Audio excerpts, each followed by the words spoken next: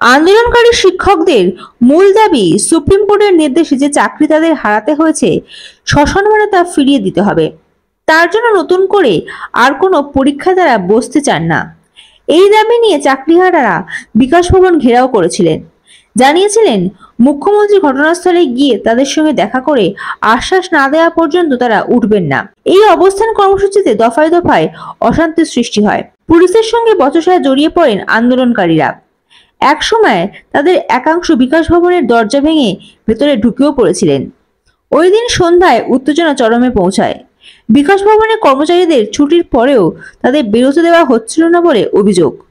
Police লাঠিচার্জ করে বিক্ষোভকারীদের বিকাশ ভবনের সামনে থেকে সরিয়ে দেয়। অনেকে জখম হন। এই নিয়ে সরব হলেন প্রদেশ কংগ্রেস সভাপতি শুভঙ্কর সরকার। তিনি রাজ্য সরকার তথা মুখ্যমন্ত্রী মমতা বন্দ্যোপাধ্যায়কে একাধিক সুরে কটাক্ষ করেন। একই সঙ্গে রাজ্য বিধানসভা বিরোধী দলনেতা শুভেন্দু অধিকারীকেও সম্পূর্ণরূপে দায়ী করেন।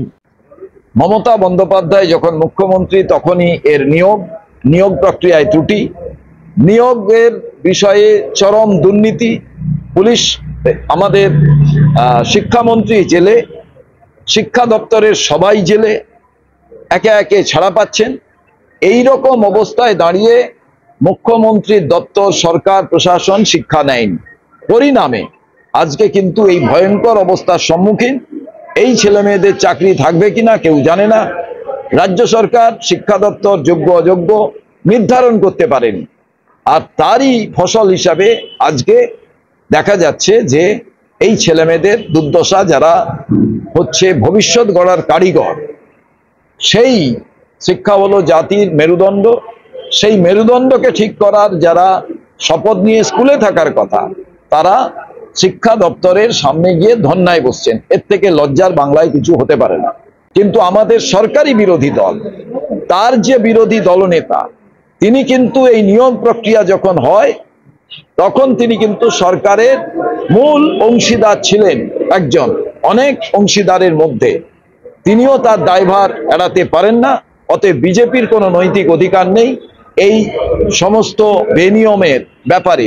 তাদের যে নেতারা যাচ্ছেন এবং যারা যাচ্ছেন, প্রথমে তাদের সিদ্ধান্ত গ্রহণ করতে হবে যে কেউ যদি খুন করে তারপরে পুলিশে চাকরি পায়, তিনি কি সেই খুন করার থেকে মাফ হয়ে যায়? অতএব বিরোধী মুখ্যমন্ত্রী এবং বিরোধী দলনেতা দুজনেই এই দোষে দুষ্ট। Bureau report, ND Bangla news. সবার আগে সব খবর, সঠিক খবর পেতে ফেসবুক পেজটি ফলো করে এবং ইউটিউব চ্যানেলটি সাবস্ক্রাইব করে রাখুন আর শেয়ার করতে ভুলবেন না।